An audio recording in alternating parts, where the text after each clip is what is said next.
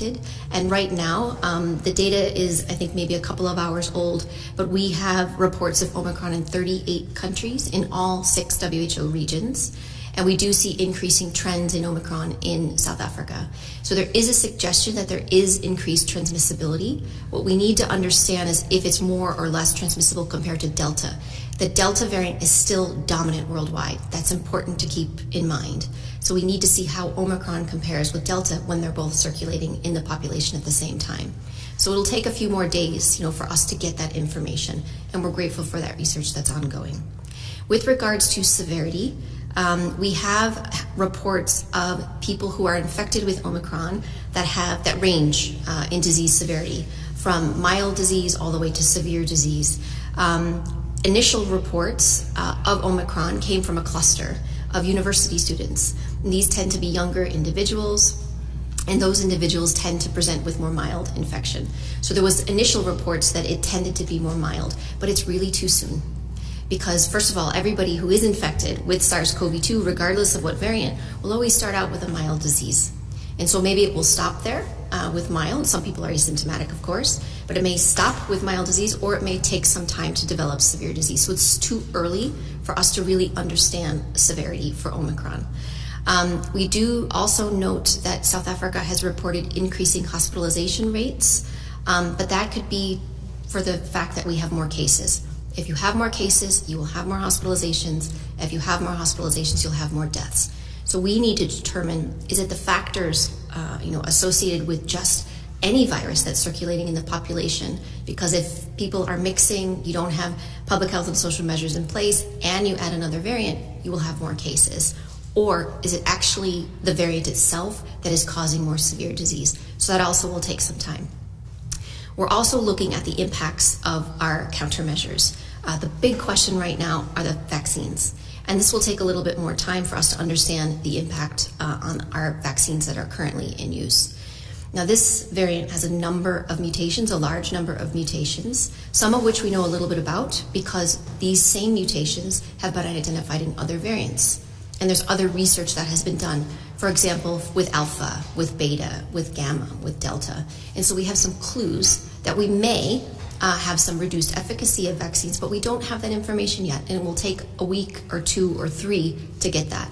So there's a large number of scientists around the world that are working directly with us, directly with researchers in country to gather that data. And so that needs to take place, and we need science. We need the scientists to have a little bit more time before we have that answer. I think maybe I'll stop there, but it's kind of a fast and furious situation. But last point is we have these systems in place. We have a surveillance system globally for SARS-CoV-2 viruses. We're increasing genomic sequencing worldwide, and this helps us to detect these variants. And we have systems in place to share information. Sequences need to continue to be shared on platforms like GISAID, and we're thankful for GISAID for the platform that they have, so that analysis can be done.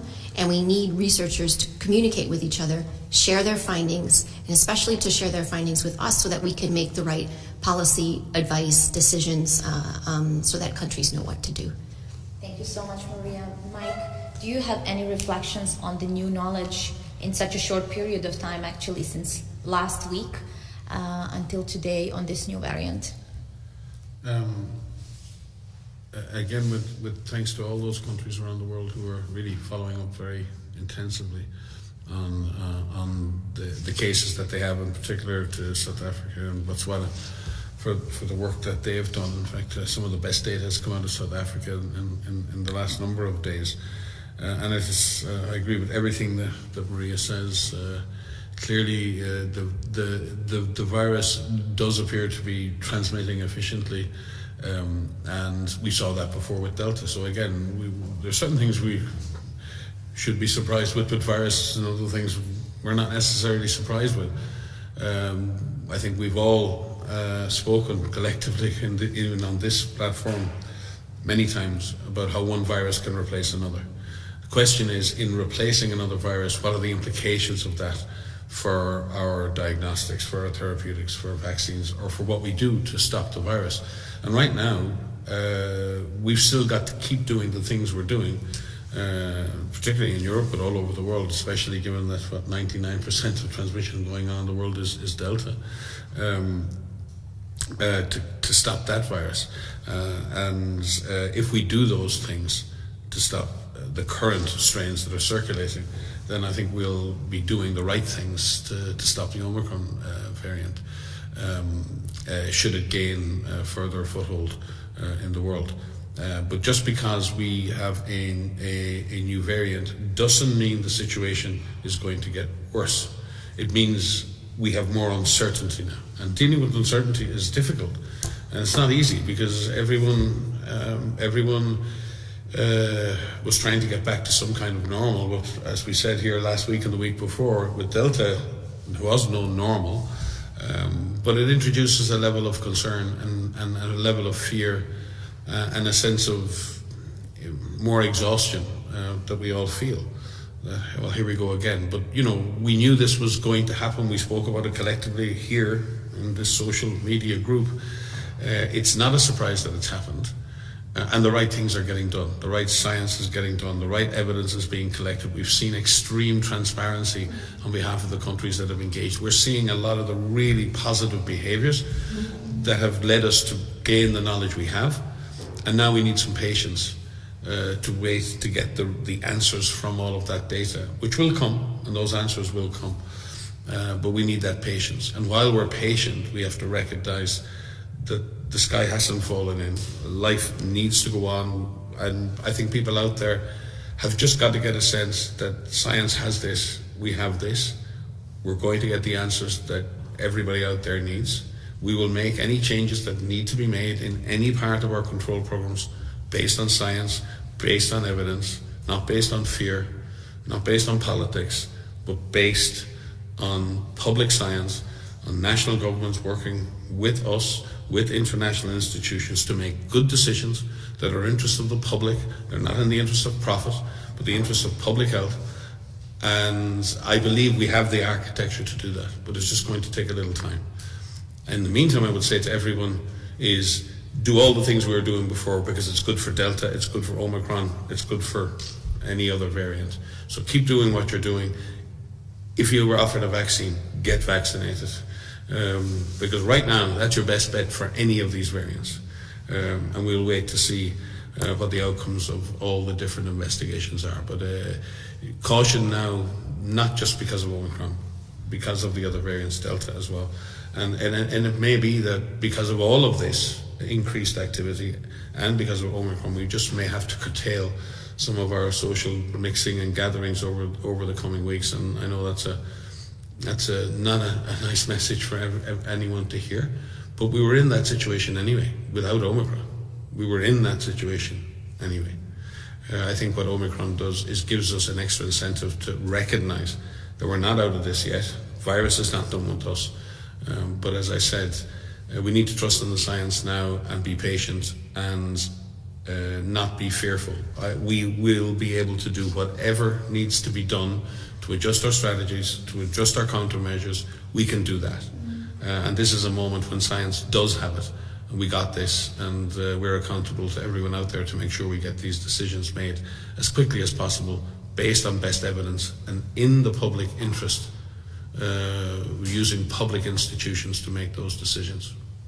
Thank you so much. We're already receiving a lot of questions, and I will try maybe to summarize some. And you explained what we know so far about Omicron, and Maria, you highlighted that Omicron is not a dominant variant yet, at least not yet around the world. So maybe we can also provide, as usual, epidemiological update on what's the global situation at the moment with cases, hospitalizations, but also mortality. Yeah, I mean, I can. So the emergence of this new variant is on top of the fact that we have a situation globally which is dominant by another variant of concern, the Delta variant. We're still seeing increasing cases around the world. Last week alone, there were almost 3.8 million cases reported at the global level. There's quite some differences by region and quite some differences by country. And in fact, some countries actually have transmission at a low level, which is a good sign, but others are seeing increasing rates. The thing that I think that concerns us the most is that, we're still seeing a high level of deaths. More than 47,000 people were reported to have died last week alone, and that number should be drastically reduced. And the reason for that is because we have vaccines. We have ample amounts of vaccines, around the world that need to get into the arms of people who are most at risk in all countries. And that's not happening. It's still not happening as we enter the third year of this pandemic and as vaccines have been online for more than a year now, or almost a year now. So that's quite concerning to us. One of the biggest concerns before, was in the headline news before Omicron, was the situation in Europe. Within Europe, they've been seeing increasing trends for more than 2 months. So this is not anything new. Sorry, our shades are going up. Do you want? They have a mind of their own. Do you want me to wait? No. So we do see across Europe increasing trends over 2 months. So this is not new, and this is driven by the Delta variant. So if you add another variant of concern on top of that, the Omicron is going to complicate matters. But as Mike said, we don't know how it will unfold. So what we are asking all countries to do right now is to reassess your situation, critically reassess your situation, and look at what you're doing. First, look at your vaccine, access to vaccine and your vaccination policies, and focus on those who are most at risk first. It's not just about the number of people who have been vaccinated, it's who is vaccinated. And critically focus on those risk groups that you're missing. Mike has said before, and I think he said in the last live, know the names of all of those at-risk people, the vulnerable populations who've missed their vaccines, and find out why and see how they can be reached. This is what we know it will save lives, because in populations around the world that have been vaccinated, we see a massive reduction in severe disease in terms of hospitalization, admission to ICU, and deaths. The vaccines work. So in light of Omicron emergence, one of the most important things right now are people to get vaccinated when it's your turn and make sure you receive that full course. And the other thing is what we've been really stressing is that what is in place for Delta needs to be strengthened across the board. It does not mean lockdown. It means while we get vaccination coverage up, we also take measures to drive transmission down. And in countries that have transmission low, keep it low. Don't let the virus get the upper hand. Because again, as we enter this third year, the systems are completely exhausted. Our health workers are completely exhausted, and we need to do what we can to be aggressive, in these early cases, so that it doesn't take off. So there's no reason to wait on that. We don't have to wait for any more data on Omicron for that, because what we need to do for Delta will benefit Omicron no matter how Omicron unfolds. Thank you, Maria. You mentioned that one of the reasons we still have high number of deaths is vaccine inequity. And Mike, some viewers are asking for you if you can explain or say, what do you think, whether the Omicron variant will make this vaccine inequity situation worse? And there was a question in particular if the science shows that we may need new vaccines for new variants. What can we do to prevent that we see the same scenario of vaccine inequity again? It's a very good question. There are a lot of questions, so I'm trying to bring together those that are on the same subject. No, but it is. It's a very pertinent question. It'd be hard to think of a scenario in which vaccine equity could be much worse, but certainly there are always worst case scenarios in these situations. I think we're seeing, potentially one of the outcomes of vaccine inequity, in that if we're not vaccinating enough people in enough places, then the virus gets a free run. So I think the vaccine equity argument is not just being made on the basis of equity. It's also been made on the basis of that's the best way to use the vaccine to save lives. It's the best way to use the vaccine to prevent the emergence of variant strains. And it's the best way to use the vaccine if we want to treat each human life on the planet as equal to others. So it ticks the boxes on both sides. There is a danger now, and I think that's why it is important that we decide on what happens next together, globally, internationally. And that's why we set up mechanisms like the technical advisory groups on vaccine evolution or virus evolution, the technical advisory group on vaccine composition for SARS-CoV-2, or a strategic advisory group on immunization, These are independent expert groups that are set up by the member states of this organisation. They're brought together by the Director General. Their job is to make independent assessments of the state of virus evolution, to take that data and data coming from the Research and Development Blueprint platform, from other science and research platforms around the world, to bring that data to the Technical Advisory Group on Vaccine Composition, TAG COVAC, so they can consider whether we need to change the composition of vaccines and how that should change. And that is turned into policy. That's the process we want to see. Public bodies in transparency making decisions about what the best strategy is, what the best composition is for vaccines. In doing that, then we have a better chance of ensuring some kind of equity, because the equity begins long before vaccines are manufactured. The inequity begins early in the process, and therefore, if you can create if your policy decisions and your scientific decisions are based on principles of equity as well as the principles of science, then you have a better chance down the line of ensuring that from end to end. There is obviously there are some concerns now that we're in the world of boosters right now, and we've seen with the issue of boosters that administering boosters to otherwise very, very healthy people, younger people, and then many governments have made that decision, but that puts pressure on vaccine supplies to people who've not received a first or even a second dose, and they're highly vulnerable people. So there's no question that policy decisions, and those decisions are we can say they're made in good faith, and governments make decisions to protect their own citizens. And everything we do in our lives, it doesn't matter. You make a decision for your family, but your decision can negatively impact your neighbours.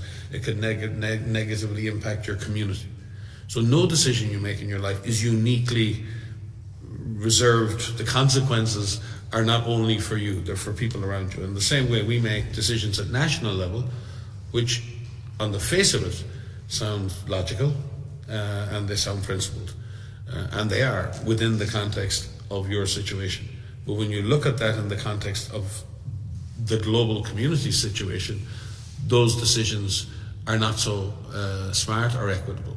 So it's finding the balance between the two. And this has been the essential struggle during this pandemic. How do you balance the need to protect your own citizens within your own national borders, that absolute requirement, and it is an absolutely important requirement of governments.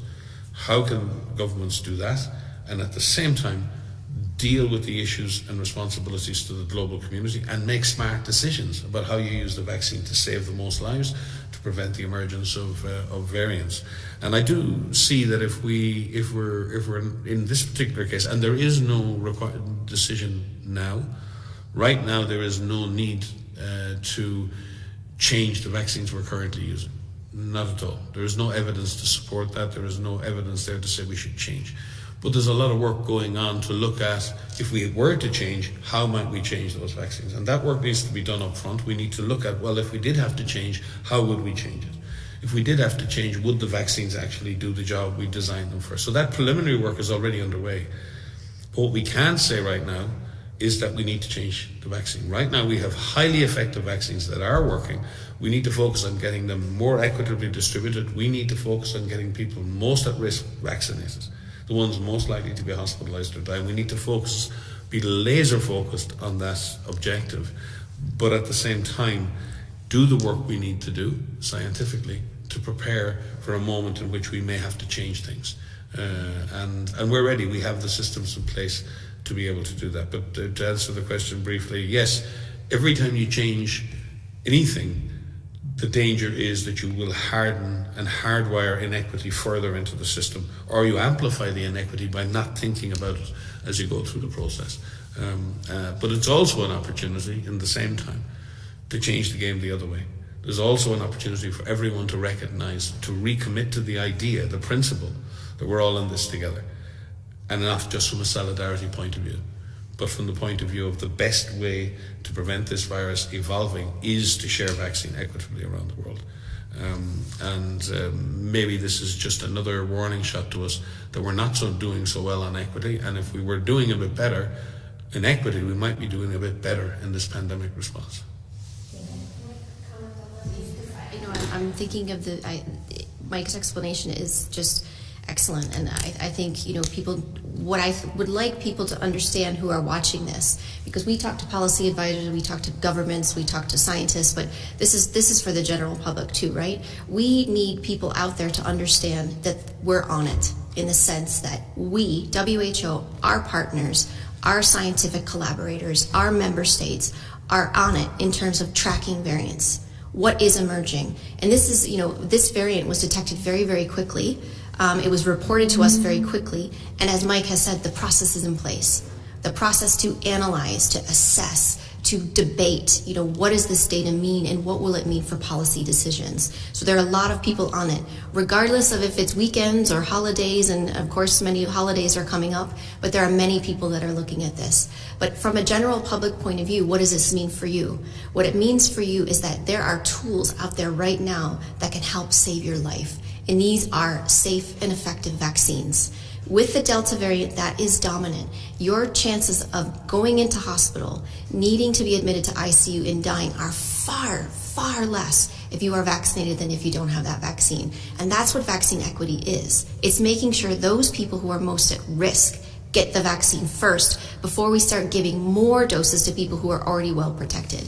And I don't think we can say that loud enough. And more people out there probably should be saying that a lot louder, because that is a fact. And that will not change regardless of how Omicron unfolds. So that needs to be done. So know what you need to do to keep yourself safe. And when you're offered a vaccine, get vaccinated and receive the full course. Thank you so much, Maria. We have a lot of questions, but maybe I will ask this one now, because you mentioned that this new variant, Omicron, that we're talking about today, has been detected early and reported to us early. And one of the viewers was asking, why this is the second variant of concern that we got reports from South Africa, and why is that? So I think this is an opportunity to explain the good science that is done in South Africa. This is an excellent question. I mean, these variants are detected where we have good surveillance.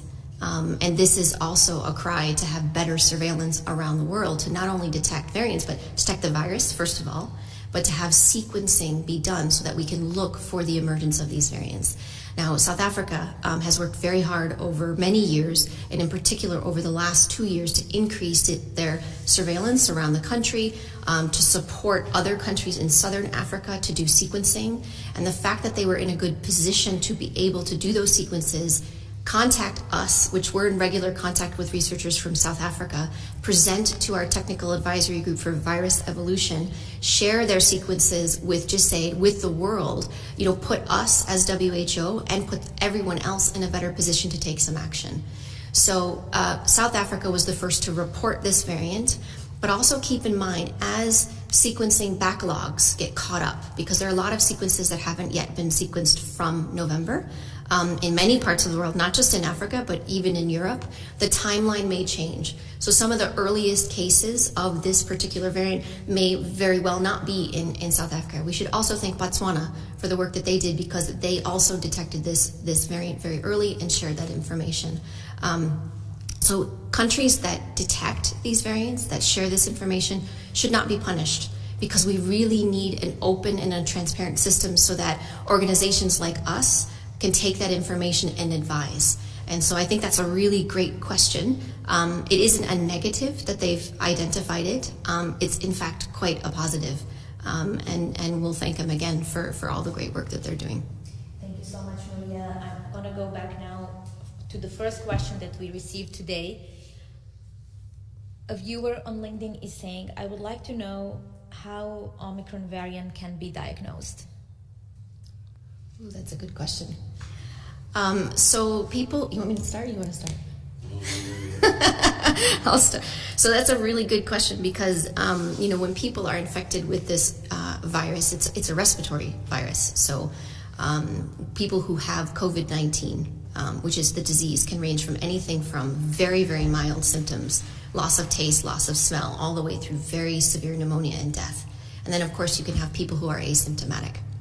Just based on clinical features, you can't tell which virus people are infected with, whether it's the COVID-19 virus or even influenza or even RSV, other respiratory pathogens. For us to determine if it's Omicron right now, it's through sequencing. And so sequencing is not done everywhere. Until we know more about the disease profile in terms of what people are presenting with, we don't have any indication that it's different than other strains of SARS-CoV-2 that are circulating. So it comes with a diagnostic test to know if they have SARS-CoV-2, then sequencing if they have this Omicron. Now there's one PCR test that's out there that has this S gene dropout, it's called, and that's used as a surrogate for Omicron in absence of sequencing.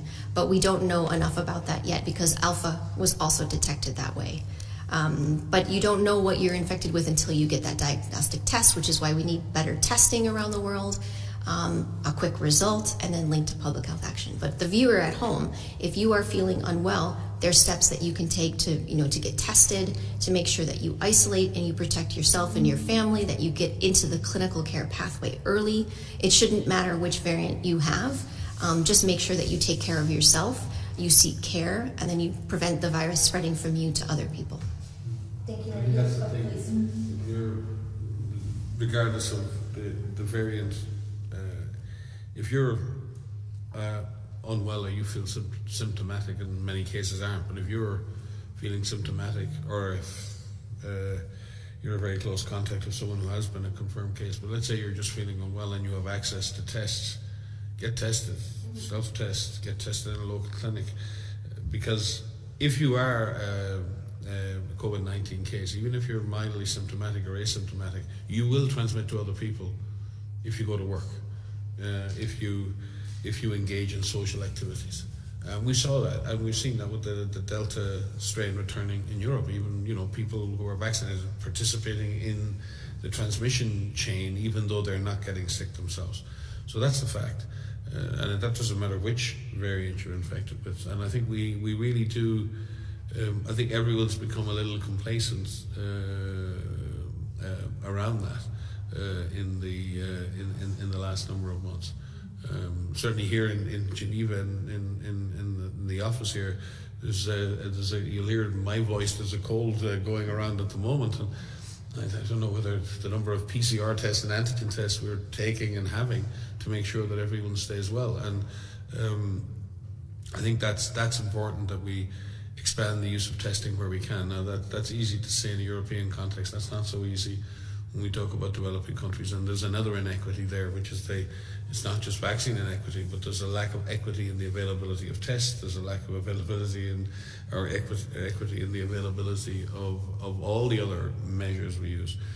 But if you have access to testing, you can reduce your risk of infecting someone else by self-isolating if you're sick. But I've seen it myself, and I've heard too many stories in the last number of weeks of people just being unwell and not getting tested, and that's really driving the disease transmission.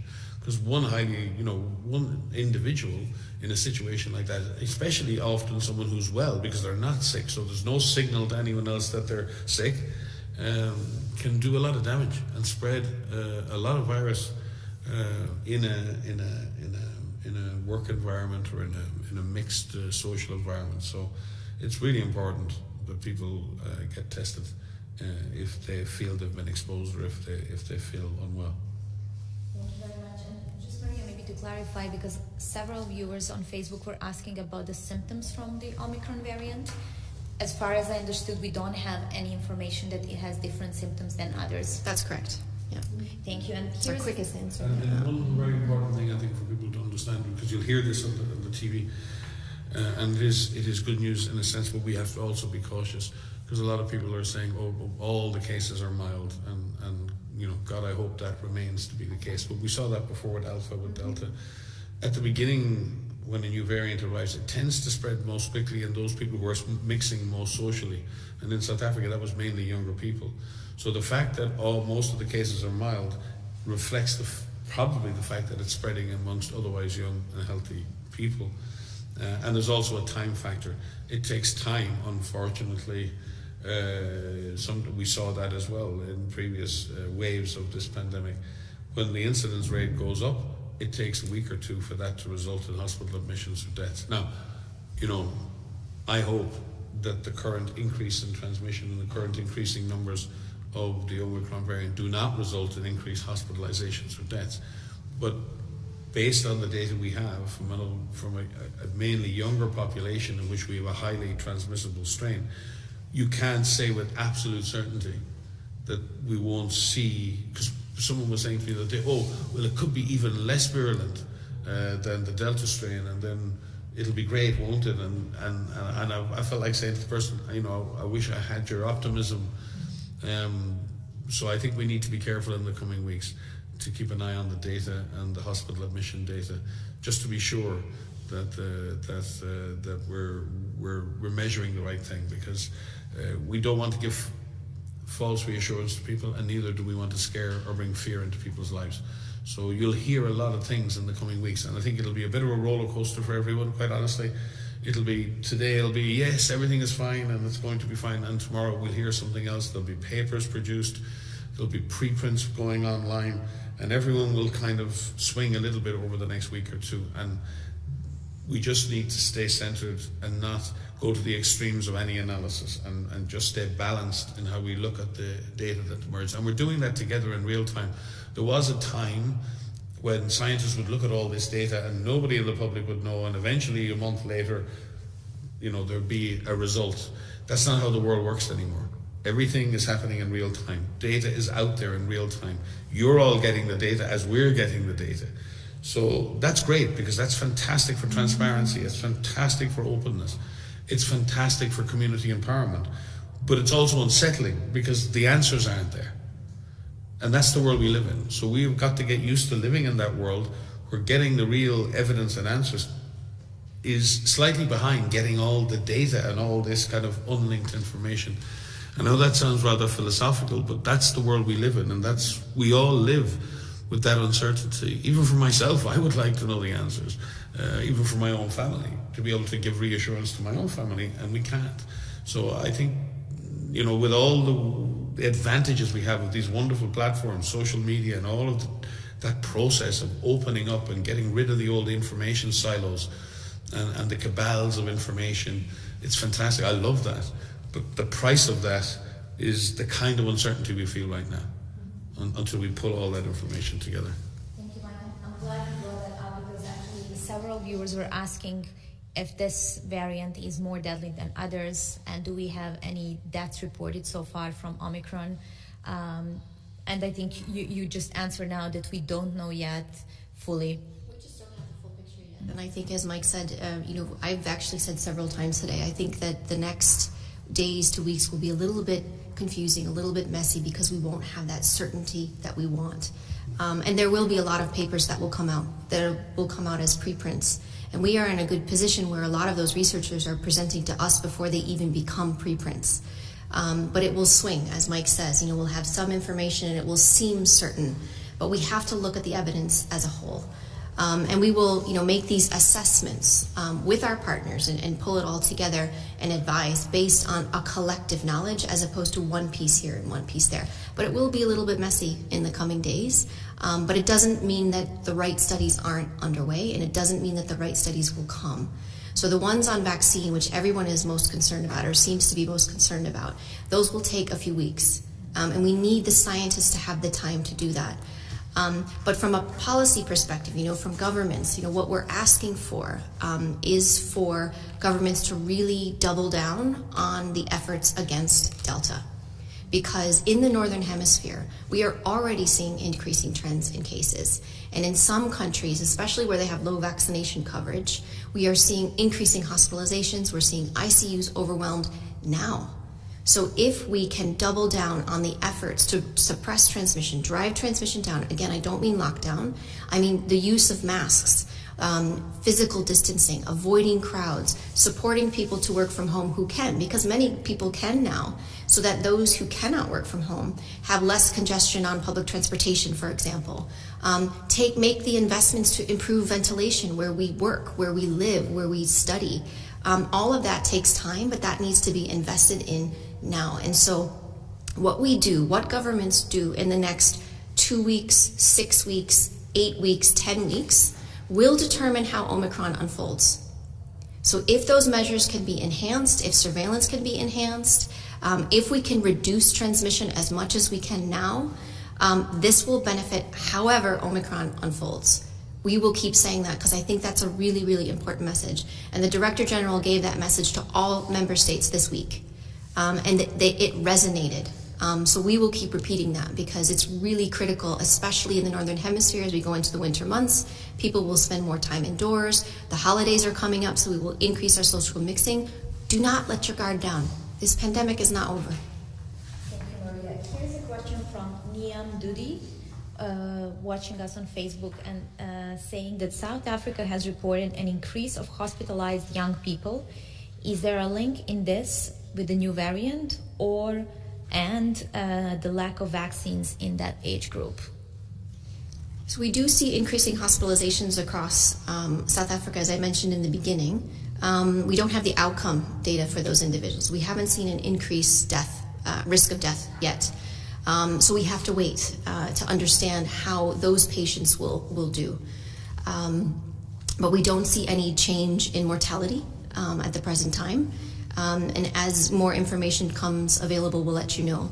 I should mention, as Mike mentioned on the mild cases, if we only look at the travelers, so what I mentioned in the beginning that 38 countries have detected Omicron, those are mainly among travelers, but not only.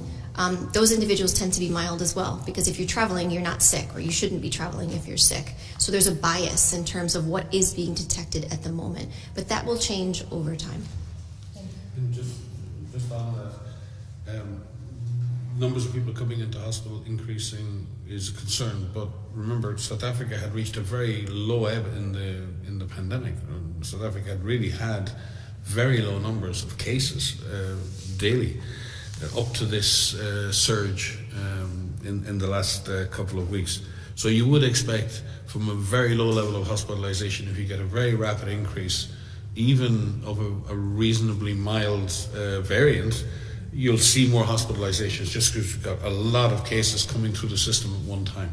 So I think it's too early, and as I say, I've heard different reports. Some people reporting from South Africa who work on the primary healthcare side are saying, well, they're all mild, and then some people in the hospital saying, well, we're seeing some people come through with severe symptoms. So it reminds me quite much of the Delta and the Alpha before, that period where it's just going to take time to pull all that data together. And again, South Africa is the ability in South Africa to link their testing data to sequencing and to clinical data and it's remarkable. It really is remarkable, and it shows you what can be achieved. And Botswana is doing the same now, and others, and we're seeing that ability to do real-time epidemiology, laboratory, integrated analytics, to bring all that data together in real time. That's really improving in many, many countries, but there are big gaps. There are big silent areas where we don't have that. And we simply don't know where, for example, even at the end, this particular variant was picked up in South Africa. That doesn't mean that it began in South Africa, not at all. It just means that we had the signal from South Africa because they were on the alert, they had the systems to pick this up, and most importantly, they were truly transparent in sharing this information with the rest of the world. I wish we had that behaviour from every country on this planet. Thank you, Mike. Here's the next question from James Hunter. I think we had this question as well before as new variants were emerging, but can you get Delta and Omicron at the same time? I don't know about Omicron. We don't know enough yet, but there are situations for many viruses where a person can be infected with two variants or two strains of the same virus at one time, and that can happen. Obviously, you're particularly unlucky to be exposed to two different variants at one time. It happens in influenza classically, and that's very often how influenza evolves. There's a process as influenza viruses evolve of what they call antigenic drift, where slowly over time viruses can gain mutations. The influenza virus can. But there is a concept of antigenic shift, where either one person is infected with an avian strain and a human strain, or a pig might be infected with a human strain and an avian strain, and what comes out the other end is a recombinant or a recombined, reassorted vaccine. They're called reassortants or recombinant viruses, and that can happen. So yes, it is possible to be infected with two different variants at the same time. That's obviously something that the immune system has to deal with at that time, but it's an important part too of virus evolution in some cases, where the virus can use, especially some viruses are really good at doing that. They've evolved an ability to essentially exchange genetic material as they both infect the human, and that can result in some very big shifts. And most of those viruses that emerge from that process are not fit. Most of those viruses die off, but just now and again you get one that can cause problems. The last pandemic of influenza was caused by a triple reassortant, a vaccine that had reassorted between human, avian, and swine influenza. So your listener is smart. It is something that can happen, and it's something we need to keep an eye out for. Get your flu vaccine. Yeah, So and it also says that's why vaccine. we should be vaccinating Vaccine people. for flu. Get your vaccine for COVID. Get your vaccines for flu. Thank you. Maria, maybe this question you can take from Elena Olson. Could you comment on the fact that several variants are considered not bad enough to be of concern? So maybe the difference in how we classify variant of interest and variants of concern. Yeah, so as you know, the virus changes a lot, and it's been evolving and mutating, since it first emerged. This is what viruses do. It's a natural thing. There are many variants that WHO has been monitoring with our Virus Evolution Working Group and now this Technical Advisory Group. More than 50 or 60. I don't actually know the number to date of how many variants we are looking at. We make assessments of whether they're a variant of interest or a variant of concern based on the way that they behave, the way that if they have any detrimental effect on the epidemiology, if they cause more severe disease, if they have demonstrated increased transmissibility, and it's just a level. So we have variants under monitoring, and there's 40 or 50 or 60 variants under monitoring that we've been tracking. And I should say Delta is also still evolving, and so there are at least 30 sublineages of Delta that we're tracking right now. Those are under the variants of monitoring. If they have some properties that are concerning, we have the definitions online, then they will be considered a variant of interest. And if they have a demonstrated change in transmissibility or a detrimental change to the epidemiology, which is why we classified Omicron as a variant of concern, if there are properties of immune escape, for example, we will classify a variant as a variant of concern. But one of the things I think it's also important for viewers to understand is that it's not just the emergence of a variant, it's if that variant starts to circulate. So there are two variants under variants of interest, lambda and mu, that have emerged, that have some properties that are concerning, but they haven't really taken off when you compare them to Delta. So Delta has outcompeted all of the other variants circulating. Now with Omicron, we have to see what happens. In South Africa, it's emerged in a time where they've gone through their third wave, and they just followed a big Delta wave. They have transmission down at a low level. So the question will become, in areas where both variants are circulating, what's going to happen? Which one is going to outcompete each other? Thank you, Maria. Mike, this question is for you. As you were talking about strategy in case we need new vaccines, so the viewer who has the same name like you, Michael, is asking, have we discussed the healthcare staffing shortages across the globe in case we have this variant that has potential to be even more dangerous? Well, I think, again, going back to what Maria said, we're seeing this with the Delta surge at the moment and the wave in Europe and other places. Healthcare systems coming under huge pressure, and healthcare workers coming under pressure.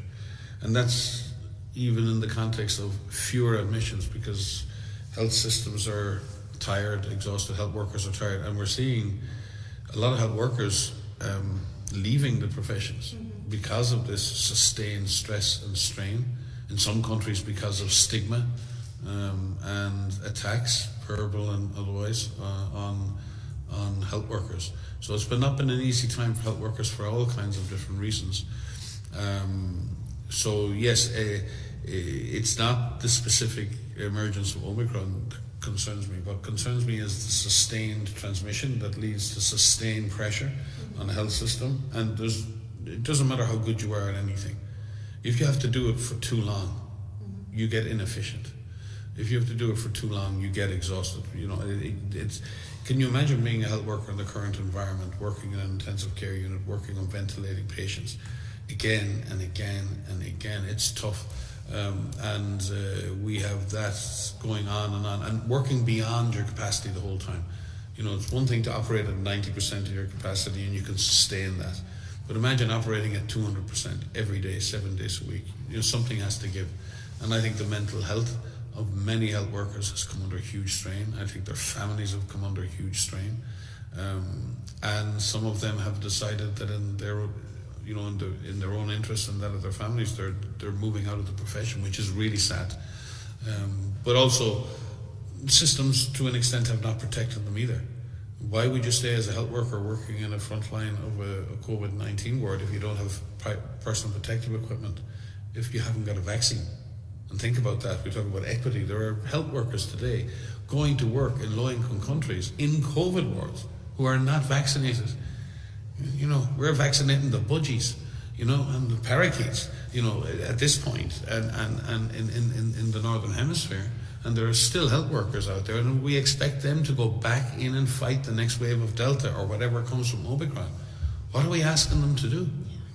We're asking them, you know, to go beyond again and again and again, and we won't even give them the basic means to protect their own lives. PPE, training, reasonable conditions, and a vaccine to save their lives. So, you know, I have huge admiration for health workers, people in primary health care, and people dealing with clinical care in hospitals. But I think they're really exhausted and they're tired. And I don't know how many more waves they can be struck by before they, you know, just topple over. And I think we have to understand that in our health system. Our health systems are fragile. They were not well invested in before this pandemic. We expected health workers to deliver beyond their capacities. We underinvested in primary health care. We underinvested in our ability to deal with these types of crises. And we've effectively based a lot of this response on goodwill, on the goodwill of our health workers to go beyond and keep going beyond and keep delivering. And I think we're in real danger, not because of Omicron, but because of Delta and other things, of really driving our health systems to even greater fragility now, unless we make some really, really strong investments in health systems resilience and do it now. Thank you, Mike. We are running out of time, and I have, I think, 2 questions. We received a lot, but I think these 2 we should take before we close. Maria, Twitter viewer is saying that the new report from South Africa tells that Omicron variant has 3 times more reinvention rate than Delta. So what are your views on this and how countries can prepare? So this is a preprint that has recently been published, but these researchers actually presented to us, I think it was yesterday or the day before, looking at the risk of reinfection across South Africa based on the different waves of infection that they have. And what they report in their preprint, so it's a non-peer-reviewed paper, but it's just releasing this information early to the public and to researchers around the world. They did find a 2 to 3 times increased risk of reinfection, meaning, and the way that they define reinfection is 2 tests 90 days apart, at least 90 days apart. That's not confirmed by sequencing, if I remember correctly in the paper. I apologize if I'm not quoting that appropriately. So that's not done by sequencing. There's a lot of limitations within the paper, which is not to say it's not a good paper, but just that the authors recognize because it's limited information so far in its early analysis. But what it's showing is that there is a risk of reinfection. Now these are mainly, we don't have the vaccination status of those individuals, or it hasn't been reported in that paper, as I understand. So it is possible. We know that people can be reinfected with SARS-CoV-2, but we need to wait to understand really what this means on a global scale. This is one study showing, some very good work that's ongoing. We'll let it go through that peer review, and there's a lot of people that are asking questions about this. But again, this is about, this shows that these studies, all of these types of studies can be done in the middle of a pandemic, in the middle of an incredibly difficult situation, and be shared so that we can take action. What it means for you watching at home is to take measures to lower your exposure to this virus, regardless of what variant is circulating. And there's so much that you can do. Distancing, wearing of a mask, avoiding crowds. If you can postpone travel, if you don't have to, then postpone. Make sure that you are in well-ventilated spaces, and people who run these businesses make sure that you improve ventilation in the places where people work and study and live. All of that matters. Take steps to know what your risk is, understand what your risk is, and take steps every day to lower your risk. That's what that study means for you. And just that when all of the vaccines were designed, they were specifically designed to combat severe disease, hospitalization, and death. That was the benchmark that was laid out. And we saw with Delta how we saw reinfections of people with the Delta variant, but we saw the protection against severe disease, hospitalization, and death hold up really well. Remember, infection is diagnosed in your nose. So it's basically an infection in the mucosa of your nose, the lining of your nose. So you can be infected and you can have a reinfection, and you could probably find the virus in the nose, but you're not sick because your immune system within the inside of your body, in effect, is mounting an immune response and able to cope with that infection. So reinfection does not automatically mean severe disease. Reinfection means you've been reinfected at the level of your nasal mucosa, but in the main what we found is the vaccines are still protecting the rest of your body, the internal part of your body, and that's what matters, your brain and your heart and your lungs, and they're the things that really matter. So I think it's important for people to recognize that and also to wait. Reinfection rates may be higher, but when the data comes through on vaccine protection, what the data we're really looking to see is going to be around severity of infection and whether or not the vaccines continue to protect against severe disease, hospitalization and death. And right now there's no reason to suppose that they won't. We just haven't got the data yet. Thank you. And we can close with this from Anna Campagna. How aggressive should governments be in surveillance, testing and sequencing once a variant of concern is identified? We're asking for all countries to increase and enhance their surveillance activities, their testing activities, getting those test results back to individuals quickly, and making sure those testing is linked to public health action. It's all about knowing where the virus is and preventing the onward spread, and for people who are infected to get into that clinical care pathway early. Early clinical care saves lives. We have the toolkit. Whether it's Omicron or the next variant, we have to use that toolkit. We do also ask for increasing efforts around sequencing and to ensure that those sequences are shared so that analysis can be done and we can understand virus evolution and we can understand how this virus is circulating. Now is the time to beef up the systems. You've heard us say that for quite some time now, but it's not too late to do this. Systems need to be reinforced. They need to be enhanced. Omicron is the latest variant of concern. There will be others. The more this virus circulates, the more opportunities it has to change. And right now, we have tools that can take the severe spectrum of disease, that can take the death out of COVID with these safe and effective vaccines. They just need to reach those who are most at risk in our country. And we have the tools to drive transmission down and keep transmission down. All of that needs to continue to happen. Yeah. We just need to become just more consistent. It's not that, again, everyone's trying their best, and communities are trying their best, and scientists are trying their best, and politicians are trying their best within the world that they live in terms of the policy and everything. Everyone is trying their best, but what we've seen, what I've observed, is a lot of people, a kind of a flip-flop, going for, everything is fine, there's no problem at all, nothing to see here too. Oh my God, the sky's falling in. Going from doing nothing to absolute lockdowns. We need to be more consistent. Viruses don't disappear overnight, and disasters don't unfold overnight. It's finding a way of having consistent, multi-layered approach where a government and its society sit down and say, okay, what's the deal here? What are we going to do about this virus, about the rising trends? How are we going to increase testing? How are we going to make testing more available? It's one thing to say, test more, but if people don't have tests, if people don't have access to testing, then there's nothing you can do. And then when people are tested, well, if they are positive, what impact does that have? What are the services there to support people to be at home? If you're tested positive for a virus, but you're a single mom and you've got to go out to work, well, you don't have many choices. So how are governments going to help people and to make good choices and support people in doing that? So I think we need to be more coherent, to be more consistent in what we do, and not just this flip-flopping sometimes from doing nothing to doing everything. I think that's hurt us in this response. We need to be persistent, consistent in what we do. And when we decide on a set of measures, to keep going with them and keep going, and then slowly change and adapt to the new situation that arises. Because I think it's been some of that rapid turning on the highway that's keeled us over at times, and I'd just like to see us now redouble our efforts. Omicron is a warning, as Delta was. It's telling us the virus is not done with us. There's still a way to go here.